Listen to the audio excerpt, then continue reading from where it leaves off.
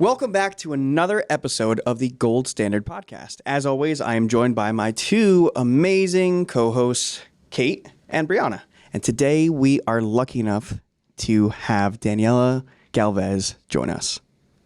Yes, thank you so much for hopping on. I know this was like somewhat last minute, but we really wanted to get you on here to discuss the awesome conference that you have coming up. So if you wanted to lead with that, that's great. If not, we can go in a different direction, but we're very excited. Great. Yeah, no, I love that. I think that, well, first of all, thank you for having me. I'm so excited to be with you. I love that we are getting together to discuss this important topic. And I guess I'll start with like a little bit of an intro of who I am, what we're doing. So I'm Daniela Galvez Moreno. I go by Danny. I'm a Board Certified Behavior Analyst. And like most of us, I started in the field of behavior analysis as an RBT and then gradually moved my way up into a BCABA and then a BCBA. So then up until last year, 2023, I decided to quit my job and go and explore the world and travel for a few months. And actually, before I did that, I got the opportunity to start a Brawn and Bloom. So my business partner said, hey, I want to start a company where we just focus on self-development and self-improvement products and trainings, but with the twist of using behavior analysis. And I said, where do I sign? This is awesome. Like, I'm all about self-development, self-improvement.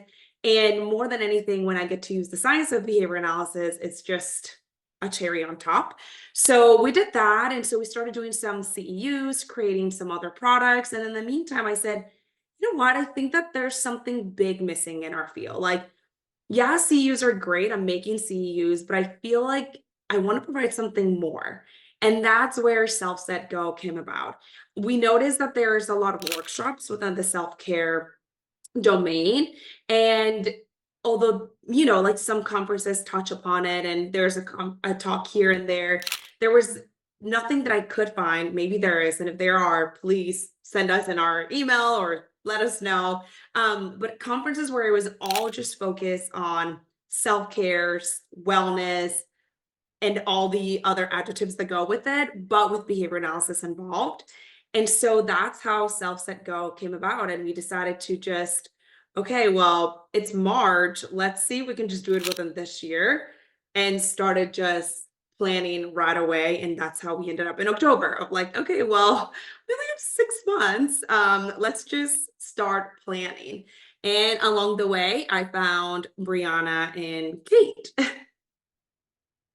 I do want to say, I think October is the perfect time to have this type of conference. And that's because we're all, well, not all, but a lot of us are going back to school, a full-time schedule, if not a full-time and a part-time schedule, like combined.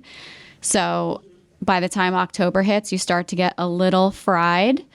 And I think it's the perfect opportunity to be reminded of all of the important aspects of putting yourself first so that you can be the best clinician out there. And especially starting at like the fizzle versus like the full burnout, because then you get to like start to backtrack versus like, all right, now I have to undo everything just to feel good about myself again. Right. And it's the last 3 months of the year, right? We have October, November, December, and then we're starting a whole new year. So it's nice because you still get a chance to kind of like restart your year, if you will. Like, well, I guess I didn't end up with a crappy year. I can still make up for a little bit of the time lost, or I can still recover in some way or the other.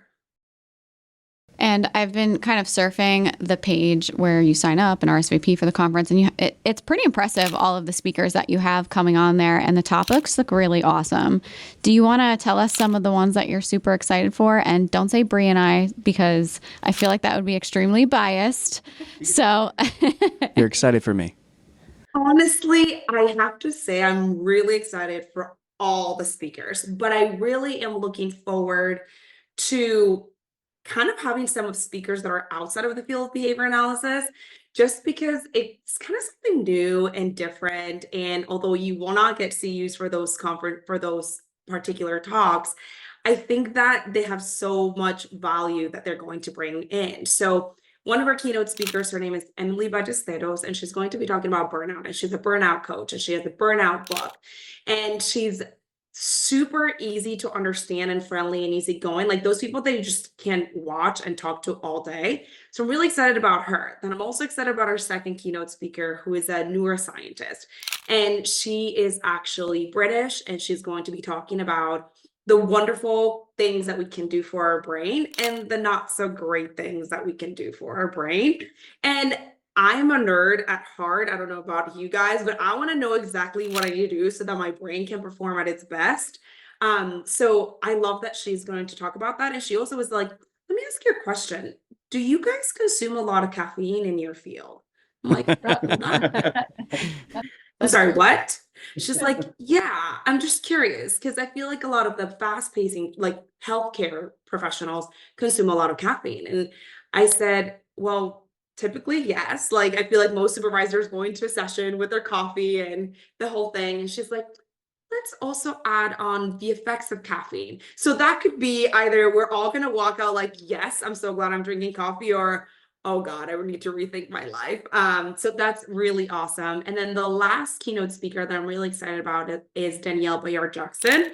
And she's actually a friendship coach specialist, which are like, excuse me, what? What is that? Like, that's even a job? And actually it is. She has been doing research and going on to like Oprah and all these other like shows to talk about the science of friendship and how friendships actually impact our well-being more than we think, like sometimes even more than our physical and our nutritional domains.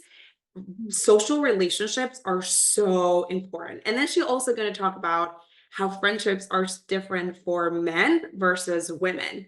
And I can see that, right? Like when we have a best friend as women, it's like a sister. But when men have friends, she talks about how like the level of a best friend for a man gets as close as a cousin.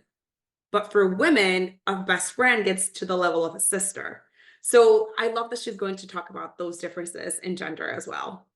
I actually really, really love that. And not to give too much away for Bree and my talk, but we talk about surrounding yourselves with like-minded people as well, and how important it is to reach your goals and build that grit. So I love that she's going to break that down even more, and how sometimes you like outgrow people, right?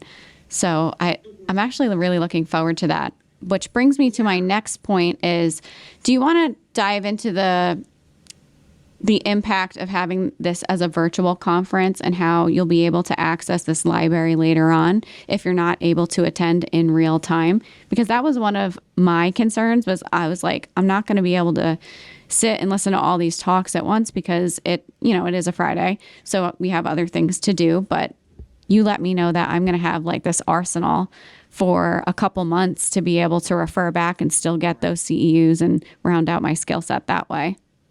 Yes, so I think that the idea, at first, I'll be honest, I wanted this conference to be in person, but obviously, given the time that it was going to be a 6-month period, so we're going to go virtual, especially because it's also the first time. Money-wise, it was also smarter. And then we said, you know what, it's actually better because people get to join from anywhere. There's no traveling cost. And then you get to access all, you don't have to be there, like you don't have to be live to see any of these, with the exception of actually Danielle's talk. Hers will not be available after the 6 months. And then another speaker, her talk will only be available for 3 months, but everyone else, their talks are going to be available for 6 months. So if you're not there, you can't make it, that's totally okay. You just pay for it and then you just watch it at a later time. That's awesome. I know, like you said, it was bittersweet and there's always room to grow. So looking forward to hopefully an in-person one, maybe like a dual option where people can still attend virtually, even if it is in person. But I do like like a little retreat.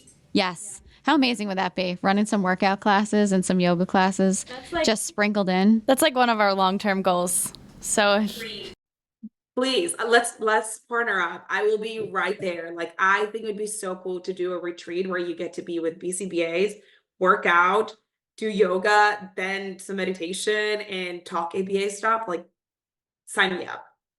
100%. In a nice, sunny, sandy location, right? I was thinking the woods. We clearly have different ideas of what vacation looks like and relaxation.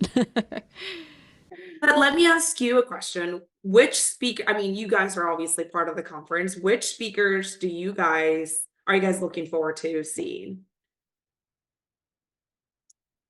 So go ahead. I'm afraid we're going to have the same answer, but go ahead. I don't know. I actually, I've never heard her speak before. Dr. Ashley Fiorelli, or is that okay? So I know she's talking about how to basically infuse behavior analysis into yoga. And I think that's so cool. That's also kind of one of my bucket list items of eventually I want to go through a yoga teacher training in all my spare time. But I love that it's kind of coming to the forefront, because I feel like for so long, and I know we've talked about this before, there's been like the self-care side of things, or even just like more of like yoga and meditation, and then behavior analysis is over here.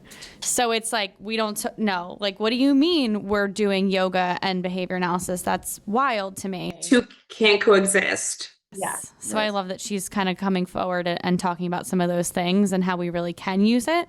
Especially for some of the kids that we work with, like some of the techniques you're using as far as like breathing techniques and coping mechanisms, it's rooted in other things besides behavior analysis. And I think the fact that we're finally recognizing that is huge for our field. And it's funny because that social emotional piece. Yeah, there are some schools that have already kind of dabbled in using yoga classes as like a part of their curriculum in like high schools or elementary schools. I actually was in a school a couple of years ago that did it was like a yoga intro class, so very minimal, but the principal at the end of the year actually took the data, and it was close to 50% less write-ups for the students that attended those classes than any other student in any of the other grade levels. So just the fact that they got like a 45-minute like Zen zone to, and at first, kids are kids. The idea is very foreign to them. They're like, oh, I just get to sleep for 45 minutes. But then once the concept started to get introduced, you got to see like some of their brains like ticking and being like, wow, this isn't like nonsense. Like this actually helps me regulate my system, my body, my feelings. So it is actually so like opportune for us to start introducing it now more than ever. Coming from the guy who can't stretch at all.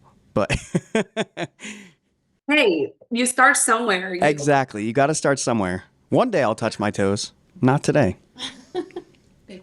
Yeah. There's your baseline right there. Yeah. I can't touch my toes. I can touch my knees. Work from That's there. a good place to start. It could be worse. It could be worse. What about you, Kate? Who are you looking forward to seeing? Do you remember that episode of SpongeBob when he's like, I can finally touch my toes? And then his feet go all the way backwards, and then he touches his hands in the front. I can finally touch my toes. Sorry, ADHD here.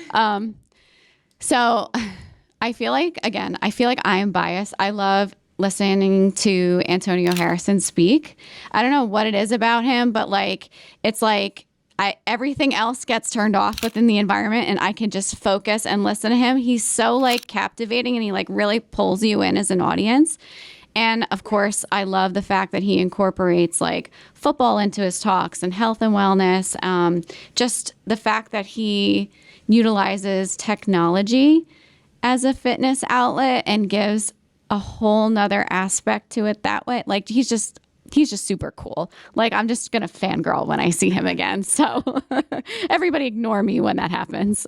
He's another one too, where like he has his foot in both realms. So it's like he's doing stuff, with virtual reality and doing all of those workouts, but he still is within the field of behavior analysis. So it's one of those things that he's doing the best of both worlds. But also, especially, like, he can talk football, but then he also, if anyone follows him on Instagram, he does, like, his meditations. So I think that's so cool to see both sides of things, that, like, you don't just have to be one side. Like, you can have grit, but you can also take time for the mindfulness piece. Yeah. I was just going to say his demeanor overall is something that I can really connect with, because he has, like, that no bullshit aura about him, but also, like, when times get real, like, he can break it down and be like, all right, let's take a step back and really look at, the behavior that you've been emitting and how we got here. So he really does play both sides, like, perfectly. Yeah. Yeah, he can give you that tough love, but also, like, get it together, and I can also be here for you. Yep. Yeah. And that's a very fine line to walk, and it takes a lot for somebody to perfect that. And I think he does like a really good job at that. Especially to jump in and out to be able to just like put it back on a dime and just be like, I'm back. Like, this is what we're talking about. We were just silly. We were just doing this, but now we're right back. Yeah. Speaking of, I wanted to jump for a second and go before the conference, before BCBA, before BCABA, before RBT. What was the passion that fueled you to start in this field? Like, did you just wake up one day and you're like, oh, I just want to do this? Actually, no. So I wanted to be a psychologist for the longest time because I love talking with people, counseling. Like I could chit chat all day long. That was my dream. And that's actually what I went for school. Like my undergrad is in psychology. And then a friend of mine said, hey, there's this internship I'm doing. I think you would be great at it. You're really good with kids.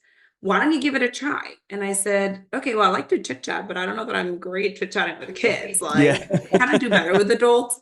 And I ended up just going and trying it out because it was part of their like a requirement to have an internship undergrad, and went to work for this company that did in-home services and fell in love with it. Just absolutely fell in love with the field, especially because I got to chit chat with the parents and then have the fun with the kids. So it was great. And that's how it all started. Just a friend telling me about an internship that it was a requirement for school, and then me trying it out and be like, this is so cool. Like, and you can still have mental health involved in it.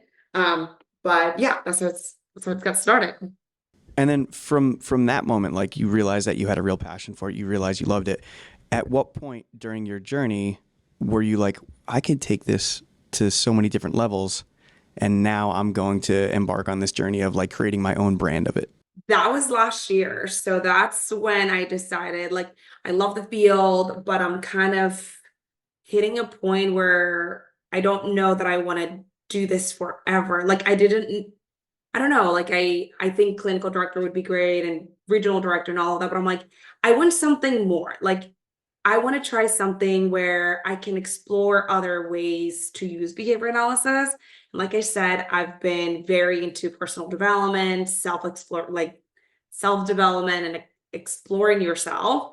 And when I started traveling, because I went by myself, I decided I wanted to do this by myself and figure things out on my own before I got married. And I said, let me just figure out what I want for my life. Like, what is it that makes my heart tick? And that's when I discovered that I wanted to do something in relation to self-development and behavior analysis. Now, I have to admit, it's been now a year since we started this journey, and I miss working with clients so much. I miss being in person with people. I've been working from home, but it's hard. It's hard not to have coworkers and not have somebody to chit chat during the day. Like when my husband comes home, I'm like 1,000 miles from him. He's like, okay, you haven't spoken with anybody all day. I can see that.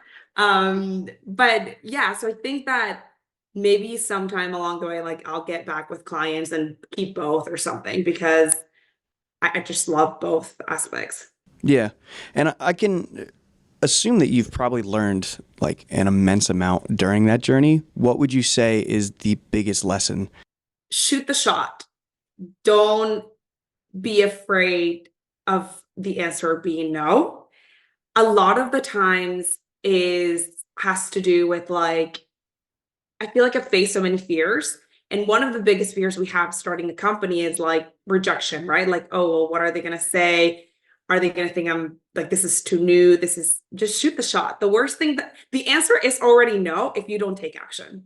So the best moment to do anything is right now, and do it uncomfortable, do it unsure, but just do it. And that has been like, I remember emailing the speakers for this conference and over analyzing this email. I kid you not, probably an hour to an hour and a half, just rereading it over and over again. I'm like, they don't know who I am. I know one. And like, it's not like I've been a speaker. I've been, BCBA for 40 years, nothing, right? Like, not that I'm no one, but you know what I mean? And I'm like, you know what? The worst thing that could happen is they don't answer or they say no. That's it. And at that point, I'm already back to square one, which I don't have anything to lose. Like, Right. And so that would probably be my thing. Shoot the shot. It doesn't matter. Just do it. The worst thing that could happen is no, and you're back to square one anyway. Because I think also a big thing, especially for these two ladies, is like being comfortable being uncomfortable. So like Yes. going through the worst bits of it, thinking like this is gonna suck so bad, and then you go through it and you're like, actually, I'm killing it right now. Like, Yeah. and because you don't get comfortable just living the same way. Well, I mean, you could, but like you never experience anything new. You never really grasp for what you really want in life unless you get yourself in a really uncomfortable position and you learn how to make yourself comfortable through those moments. And one big part about being uncomfortable is having a good support system. So that's what I was wondering when you were going through this. You are in a position where not many people have gone before in the field of ABA. So what did your support system look like? Because I'm sure you didn't have a mentor to be able to lean on to say like, hey, I just did everything that you're doing because it's so new.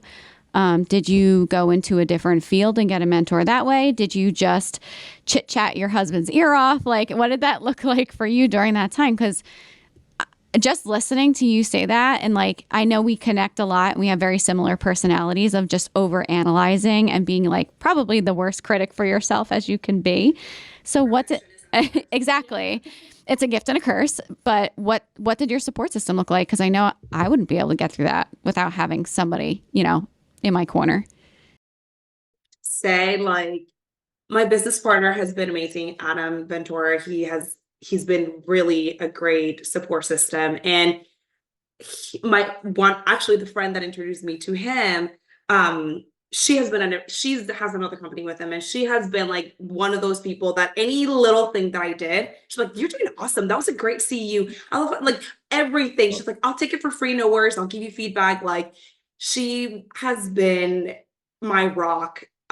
So shout out to Ashley because she has been the best at like just helping me come up with ideas, or like if I say, hey, can you look at this email for the fourth time? Like I feel like the comma here just doesn't make sense. But yeah, and obviously my husband has been a huge support system because again, I talk his ear off and he's like, is able to, talk me off the ledge of like, okay, maybe you don't have to think about it this way. What do you think about this? Or how do you maybe try this? Or a lot of it has been a huge learning curve for me, like marketing and social media. And I don't have no experience with any of that. So it's been a huge learning curve altogether, and patience from everyone around, from Adam to my friend to my husband, and just patience from them, and patience as far as like figuring it out and also letting me talk forever about the same thing and being like, oh my God, could you just talk about something else, I am going to say shout out to all of the partners out there who have a significant other who in the field or starts up a business within this field, because you're on a roller coaster, right? Like, and you're along for the ride and you really don't have too much say because, you're running the company. But having him as a support system, I'm sure was really the backbone. And then in terms of Adam, I know you said that you guys met through a mutual friend who is also now partially a coach for you. But how did you guys connect in a way that you were like, we're going to do this? You know what I mean? Like, what solidified that for you guys? We had a call. We had a Zoom call right before I left on my trip. So my friend put us in contact, and she's like, hey, one of my business partner was to open up this company with self-improvement, and like, do you want to give it a try? And I'm like, does he know I'm leaving for like the next 4 months? Like, that doesn't make sense. Like, I'm going to be gone for so long. And so we end up doing a Zoom call, and he presents this whole PowerPoint of like what the company will be like and statistics of self-improvement and how we can go this way and how we can go the other way. And he's like, listen, let's just try it for a year and see what happens. Like, no long commitment of we're going to do this for 5 years. It was just, let's try it out and see what happens. And at the time I said, shoot the shot again. Like, I'm like, I've already been a BCBA for 5 years. And I've been in the field for so much longer that I already know that side of things. I've never done this side of things. The worst thing that could happen is that it doesn't work. But now I have the learning experience. And if I ever want to start over again, I know this sounds cliche, but I'm starting from experience. I'm not starting from zero. I'm not starting from experience. And I talked to my husband about it, and he's like, what's there to lose? It's a win-win situation. You get to do what you love. You get to try something now. You get to learn. And there's really no way to lose. Even if it's not profitable the first year, it's still a winning situation because you're both learning and figuring out the system and whether the people will care about what you're selling. So that's basically it. I'm just gonna say, if you don't come out with a line of shirts that just say shoot the shot, Yeah. I'm gonna be very disappointed. That's a missed opportunity. I think that I should do that. I think Shoot so. the shot. Yeah. You miss 100% of the Those shots shots that you you don't don't take. Michael Wayne Scott. Gretzky, Michael Scott. Now, talking about the shirts, there's also another, not that shirt specifically, but I know there's also another cool component to the Self Set Go conference in that you can purchase like a self-care box, right? I love it. Yes, you can. So this self-care, so you can do two things. There's the self-care box, and you can do a shirt on its own.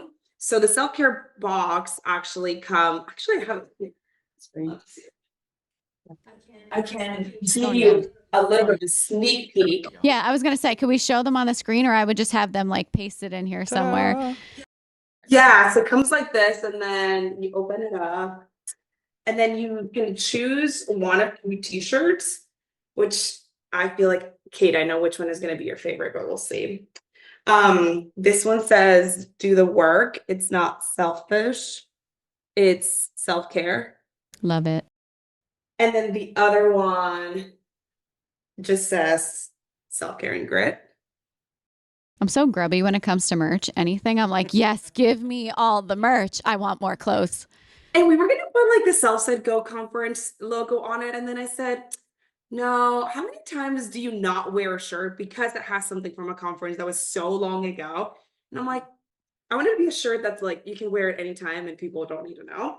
And then this is a project progress pad that comes with it. And this is something I developed, actually. We developed it at Brawn and Bloom. And the idea is to basically break down projects, like large tasks, into smaller ones. And it tells you like how many, like you can record how many minutes you worked on it, what kind of breaks you can have. It's actually pretty neat. And then it comes with a little candle, eucalyptus or lavender, and a self-care checklist, and some stickers for your water bottle. That's basically it. But you can do either. I think Bree has some space on her giant. Can you lift that up? Your club over there. Thank Yeah. you. Like, think you have some that's space. a newer one. Your other ones are all filled my up. old one broke, so we are starting fresh, and it has 2 stickers so far. I love that. It's the way to go. It's the way to go. So yeah, you can either do either of the 2 options. Cool. Those And are how- all really, really amazing. And the fact that you made all of it yourself, like had the epiphany to be like, you know what would be really cool? What I would want inside of a box, like that's what's going to go inside. And honestly, the cool thing is that these boxes are being made. I've partnered up with a lady whose name is Chanel, and she has 2 children with autism. They're actually in their 20s and they're twins, severe autism. And so all the profits that we're making from the boxes are going to her. So like it was like, why don't we collaborate and then also help somebody else within the community? And she's so like, she has her own little Etsy shop with like ABA items. So like if you buy the box or the shirt, you are helping her at the end of the day. Just so everybody knows, so you go on Etsy to buy this box. How would you get access to this box? On the conference website, like Behavior Live, Self Set Go. And then at the bottom, there's the option of the box or the shirt, either one, and then it will be right there. Very cool. And we'll You have put the to, links in. I definitely want to get a box, so I have a shirt for Yeah. the conference, so we can represent. Yeah. Yeah, well, your shirt should be arriving soon. Yeah, remember we got shirts? I know we checked a box for the size, but like I said, I love shirts. Yeah. As if my closet's not exploding as it is, but I'll take more. Yeah. It would be cute. Well, I know we discussed the fact that it's a virtual conference and that it's coming up quite soon. Do you want to dive into how you got in contact with some of these speakers? Because I feel like we don't come across these people in our everyday lives. So like where did you even have the opportunity to speak with them and ask them to be a part of this conference? Literally Googling it up. That was Google was my best friend. Some of them were through Instagram, like the keynote speakers were people that I saw on Instagram, and I'm like, I wonder what their fee would be like. Like, they seem great, but like, could we afford them? Like, I wonder what they're like. I mean, that's a reality. Yeah. Some other people that I reached out to, like Angela Duckworth, love her, but we could never afford her, at least not on our first conference, right? So a lot of them I just reached out through email and Instagram. That was basically it. So that piece took quite some time because not everyone's emails are readily available. And so maybe I would email somebody that I'm like, hey, do you by chance have so-and-so's email? And that was basically it. Cool. Were you afraid to reach out to any of the speakers as a result of maybe getting some pushback from the ABA community? I know that's like a taboo question, but I must know. So one of the actually, the first speaker I reached out to, we met through camera, and they immediately said, no, that's not what I do. Sorry, find somebody else. And so my first speaker was immediately like a shutdown, and I was like, okay, well, no means next opportunity. All right, let's go. Let's find somebody else. So yeah, it was quite scary. But then after that, it was like, okay, I already got somebody to say no. What's the worst that could happen? And started emailing the rest of them. Some people I became a little bit of what is that called? You know when you email somebody multiple times, kind of like a stalker in a way. I'm like, to bother you. It's like, hey, it's but me I'm just again. curious. I'm really excited to have you. And if after email 3 they didn't respond, then we moved on. Okay. It's a good system to have. 3 and done. Yeah, 3 and done. I mean, after 3, you're pushing it. Like, I don't want them to see me on a conference like, that's the girl that was like, at the end of the day, our field's still pretty small. Yeah. I don't want to be known as the stalker. I mean, that's also a method sometimes. Like every once in a while, I'll get like people will find me on LinkedIn and they'll email me, and it'll be like the 9th email, and even in the title it'd be like, we know you're not reading this, but Yeah. anyway, It's a good way just to wanted suck to check in. Yeah. And it gets me every time because I'm like, you're right, I'm not. But what do you got to say? Yeah. That's why I said it's a good visual prompt, right? To move away from the conference a little bit too, because I want to talk about your background as well. I know you're very big on work-life balance, but also like pushing through when things get difficult. How do you implement ABA in your everyday life, or kind of live what you preach kind of thing? Oh, that's a really good question. And I feel like if my husband was here, he would probably laugh and be like, So I think, well, work-life balance is a huge thing for me because I didn't have it for so long. And so it affected my relationship with friends and with my husband, obviously, because I was working from like 6 a.m. until 7 p.m. and I would get home and then write notes. And it was like, but I also really enjoyed the grind. Like, I really love my work. And so I would say the best teacher has been my husband as far as like achieving work-life balance. Like, so he's an engineer. So he's very much like, there's a clear line. There's no ifs or buts. And he's like, you just need to have boundaries and have work-life balance. And so it started being like, okay, at 6 o'clock, you're done. Like, doesn't matter what happens, you're done. Let's try to see how it works. And obviously, I said, well, if I'm coming home at, I don't know, 6:30, he's like, the minute that you come home, that's it. You're done. If you didn't get it done, you need to be like that's your problem. And that was really helpful as far as like, then we started like, okay, maybe you can get home at 5:30, maybe you can get at 5, and that shaping kind of ways. Like, I know we can't go from like you getting home at 7 to you arriving at 2 p.m., but like gradually getting home a little bit earlier. And so again, that support system. And sometimes you need somebody else to tell you, hey, hello, you need that work-life balance, because I'm not even aware of it sometimes, right? Like you're just so focused and so involved that you almost don't realize it.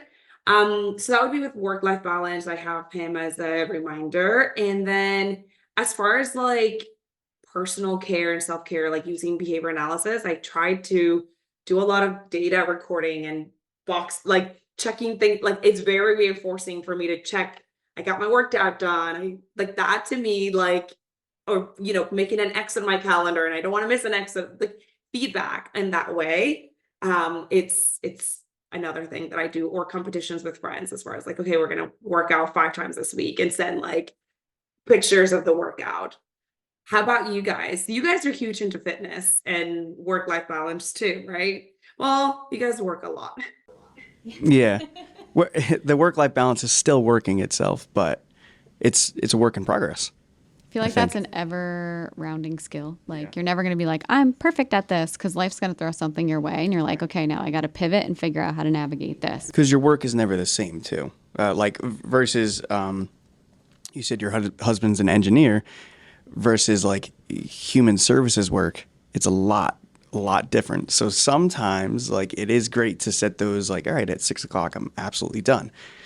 But what happens at 6:01, you get like that emergency phone call where it's like, you can't wait until the next day. You would love to, but there are those moments. I know we hate to kind of go back on things, but like sometimes it is life or death. Yeah, wait. Yeah. Right. Like somebody's calling out at 6 o'clock for next day, a session at 8 a.m. You naturally have to take care of that. Yes. Like, even if you're like, and I think that work-life balance is I don't think that there's ever truly work-life balance per se. Like there's ebbs and flows, right? And sometimes you're going to have a little bit more life and other times you're going to have more work. And that's just the way it goes. I think there's a twofold to this. And Brett talks about this a lot, because when you start up a company, it's almost expected that you're not going to have work-life balance in the very beginning. So you have to take that into consideration, because there's a lot of effort that has to be put on the forefront. And the response effort is obviously extremely high, because it all falls typically on 1 or 2 people. And you can't really put things on hold because you're starting a company. And then the second part of that is the fact that it's just like with your learners, right? An operational definition is going to be different from person to person, right? It's very, very idiosyncratic in that way. And what might be quote unquote work-life balance for me might not be work-life balance for you. And it could be very different. Like for me, what I'm comfortable doing in a work week may look very different than what Brandon or Brianna does. And that doesn't mean it's wrong. And it doesn't mean that they can't just be as productive as me or vice versa. It just means that our work and leisure looks different. Correct. Yeah. So for me, I have 2 kids. So for my thing is I just make non-negotiables during the day. Every single day, if I can help it, a non-negotiable is I'm reading my daughter a bedtime story and I'm putting her to bed. If I can help it, I will drive through fire to get there. There are those moments and some days where like, I need to be at work or I need to be doing something or there's meetings that pop up. But if I can make 4 days out of a week, that's my non-negotiable, then I'm going to hit that no matter what happens. I think that's more of a work-life balance for me, is like making non-negotiable things that you have to do. You don't really have a choice. So just picking things that are reasonable, but also things that are like a little bit more heartfelt for you. That's what I find a little bit more like balancing versus like, all right, I'm going to stop working at 6. Sometimes I don't stop working until 8, but I know if I get to read my daughter that bedtime story and put her to bed, I'm good. I'm happy. And your non-negotiables are very much fill your bucket. Yeah. non-negotiables, which Yeah. I do love because I think sometimes people mix that up and their non-negotiables will be things that don't exactly quote unquote fill their bucket. And then it's just counterintuitive. Yeah. Because then you're just doing things. Yeah. So those are just more task list items you're trying to check off your list. So, and again, like for me, my non-negotiables are like health and wellness related, where somebody might see those things and be like, well, that's shit. That doesn't make me feel better. That's actually more strenuous and I don't want to do those things. So you have to have like a real balance between the things that are task items and those fill your bucket things too. So though, again, the definitions may differ from person to person, but the concept is the same. Yes. I think it's going to align with, like Kate said, with those values too. And it might change based on different seasons of your life. So like before Brandon had kids, his values and what his work-life balance looked like were different. Or even, before you had your own company, what you valued. And like you said, you didn't have that balance before, or maybe you thought you did until your husband kind of opened your eyes a bit and kind of held you accountable. But I think it helps, kind of circling back to that too, it helps to have that person kind of check you a bit and be like, hey, you said you're going to do this, or you said you're going to be off of work. Partner. Yes. So I think that's super helpful in whatever it is. And it could be health and wellness. It could be whatever activity that you value. But I think having those non-negotiables is key. For myself, it's also the gym. It's also getting those workouts in. I'm just a better person if that's the first thing I do in my day. But for someone else, they might be like, oh my gosh, that's terrible. I want my sleep. I get that too. But again, it's gonna be different, and that's okay. We were talking with Dr. Ashley Fiorelli actually yesterday about how self-care and in general is like trying on clothes. And so what looks great on you may not look great on me. And it's just an experience of tailoring your routine to fit your needs, right? So it's like you to wear different hats and scarves and shirts and figure out which one fits the best and which one makes you feel the most comfortable. And the same goes with your routines as far as your non-negotiables, with the ways that you create that work-life balance. I love that analogy because it's so true. And sometimes I'd be like, oh my goodness, I love that you are trying this thing on your routine, or I love your non-negotiable, Brandon, that for you is, reading a book with your daughter and putting her to bed. Maybe my non-negotiable is going to be like having dinner with my husband without interruption. But I love the idea of like non-negotiables. It's so simple, and it could be two things. It could be one thing, but if that helps you create a little bit more work-life balance, then so be it. Yeah. And we discussed this recently on an Instagram live that we did. It may look easy for some, but for others who are just starting with their non-negotiables, you're going to go through those hard times where you may fail, or it's just uncomfortable. Yeah, or that it's just uncomfortable, so you cave and you don't do it, whatever that may look like. And to look at somebody on social media who, quote unquote, has it all together, they went through that too and are still going through that. Figuring out, like you had said, what that work-life balance looks like, it's a forever journey. You're going to continue to find things that work good for you, maybe for a season, and then later on they won't work as well. And it's just constantly manipulating your environment to suit who you are in that moment. And as your goals change, those non-negotiables will change. And it's just, again, being uncomfortable. Yeah. I mean, being comfortable with being uncomfortable, if that makes sense. Yeah. And that's even hard to get used to, right? Like even when I'm doing the uncomfortable thing, even though I've tried being uncomfortable so many times, it never gets, like, I feel like to say that it gets easier would kind of be a lie. Like, yeah, like I'm more open to trying it. Yes, that's a true statement, but it doesn't get easier, if you will. Would you agree with that? Like, I feel like just because I do hard things doesn't mean that they're easier for me. Yeah, it may look easier, but it doesn't feel easier. You may just get better at hiding the uncomfortability and the internal process of walking yourself through it. So that's something I will say that does get easier. Like, let's say even this morning, I obviously love working out. It is a part of my routine. Yes.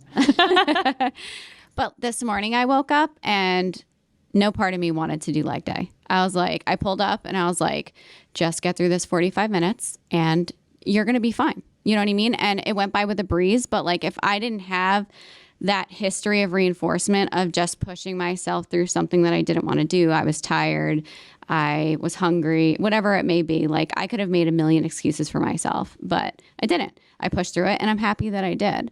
So the self-talk might get easier, but the act itself doesn't truly get easier. And I think too, kind of circling back to that social media piece too, yes, you see, you know, people who, again, it's a highlight reel, of course. And there are people that do kind of show like the behind the scenes of what it took to get somewhere, or, you know, even entrepreneurs will kind of show you what it took.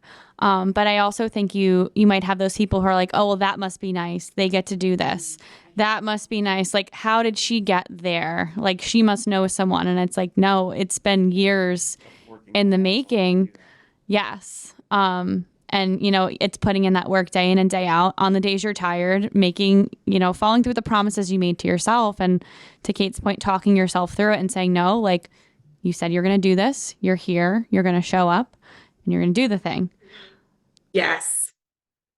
Yes. I think that's so important. I think was it with you guys that we talked about at some point that it's like a lot of the times people ask to become stronger, or more resilient, but they wonder how to become stronger. Like the only way you can become stronger is by doing hard things, or the only way to become resilient is by practicing doing the hard things. And so you can't expect to become more resilient if you don't put yourself in situations that make you go through the hard things. So at the end of the day, like, yeah, you become resilient and stronger by practicing those things over and over and over again. And that's how you become stronger and ultimately become a better human being altogether. Yeah. And speaking of resilience, was there a moment in your journey in like creating your own company and all of this where you kind of felt like, you know what, I'm just going to stop. I'm going to give up. But then you were like, you know what, fuck it, I'm doing this. Was there ever like that aha moment for you? I know it's only been a year, but still, I'm sure there's been a couple. For me right now, thankfully, I've been really motivated and excited, especially because as speakers started saying yes, it was reinforcing my behavior of getting out of my comfort zone and shooting the shot. I don't know how, we should count how many times I say that sentence in one episode. You're up to 16. Yeah. So, but so far I haven't had that moment as far as like, I've just been very motivated. And that has been very reinforcing because it's something that aligns with my values so much. And I'm so passionate about it. Because I think that's the other thing, right? Like sometimes when things don't line up with your values or don't line up with what you're motivated, it's so much easier to find that friction, right? Of you're like, oh, I don't want to do this, but I have to do this. And so that's even when people find burnout, right? Like you're experiencing a lot more aversive experiences and not contacting a lot of reinforcement. But for me, I haven't experienced that yet because I'm very passionate about it and have contacted a lot of reinforcement. I am sure it will come at some point. It's only a matter of time. But thankfully, I haven't experienced that yet. I was kind of like a little bit nervous at first with registrations for the conference. I would have to admit, like, I'm like, oh my goodness, like, how come we're not getting registrations yet? But people are procrastinators. So June, we have a conference in October, and I'm hoping that I could have, 1,000 people signed up. It's like, girl, people are in summer. They're not thinking about that yet. And so that part of it, I'd be like, okay, well, let's just keep pushing through. Like, let's just keep marketing. Let's just keep talking about it. So that would probably be the one example that I've kind of. And I think too, this is something that we've talked about with Dr. Pat, who also works with BDA. He just read Angela Duckworth's book on grit, and talking about what are maybe some of those observable behaviors of how might you know if someone has grit, or how do you know if someone's building grit. And one of those things is how they respond to failures or maybe being told no. or when things don't go their way. So like, what does your behavior look like when that happens? And like for you, you're like, okay, like worst thing happens is they say no. That girl said no, and you moved on and you kept going rather than taking those failures and kind of focusing all your energy on that instead, and kind of putting so much that way. I love, someone said it, I wish I knew who said it, but no is next opportunity. And to me, I heard that and I've never looked back. Every time that something is a no, it means there's a next opportunity. That's it. Like there's nothing far beyond that. Sometimes we get into these ideas of overanalyzing a no. Is it because of this? But at the end of the day, the answer is still no, no matter how you overanalyze it. And so just next opportunity and move forward. So much easier said than done, I would have to admit. But it's a little bit of a mantra you could probably add to your book. I mean, it's been amazing talking to you, just hearing like your side of your story, your own kind of grit. Is there anything else that you would like to kind of like plug now, or anything more about the conference that you wanted to speak about and let others know? And then just like altogether, like how people can get in contact with you. So I think one of the other things I want to talk about is this idea of the culture that we currently have within our field, as far as we have this culture of like, we're kind of going on, like it's constantly on the go. And like the busier you are and the more cases you have and the more overworked you are, then the better of a clinician you are. And I'm afraid of this culture that we're living in a way. And obviously, this doesn't apply to all clinics, all BCBAs. I'm just saying there is a little bit of a culture that we have in which we're supposed to be available at all hours of the day. We're supposed to be busy, and the busier you are, the more successful you will be. And I would love for us to shift that mentality and for us to create a space where we honor and value and still respect other clinicians that are setting boundaries for themselves, and not like, oh wow, she's not willing to take that 13th case. Well, she doesn't have enough grit, or she's not motivated enough, or she, like, I think there's a little bit of judgment within our own culture of when we're starting to put ourselves first and putting those boundaries and creating that work-life balance, that I wish we could create a space where there's a little bit more understanding and more like, yes, let's do this. Like, how can I help you? How can we become better human beings? And how can we use behavior analysis to implement within our own organizations and as supervisors, right? How can we model to our RBTs having that work-life balance? Obviously, again, like we said, we can't always achieve that. I can't message you at 8 o'clock, but I need somebody to cover the session or whatever. Like those situations are going to happen, but how can we minimize those situations as much as possible so that it is fun for people to come back to work? It is fun to work in an environment where wellness is appreciated and mental health is okay to talk about, and not something like, oh no, we don't talk about mental health. You know what I mean?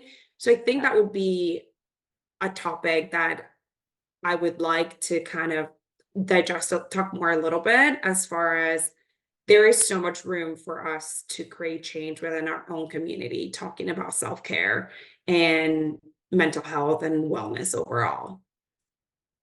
Yeah. And especially, I know, maybe we can one day not be the field that there's memes about like, oh, I'm a BCBA. My lunch was an iced coffee today.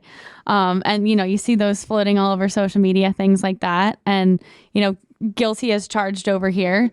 But it's, making sure you are taking that time for yourself. And I think, like you said, kind of doing it in a way where we are talking about these things and we can actually sit down at the table and discuss them, rather than, point fingers on social media and, this person's not following self-care or this person's not doing X, Y, and Z. I think it's going to be like a whole culture shift, which, as we know, takes time. But I think with conferences like these, we're also moving in the right direction. Yes, we're heading the right way. That's ultimately my goal for the conference, and create a space where we talk about these things and where we use the science that we use every day, but for our own well-being.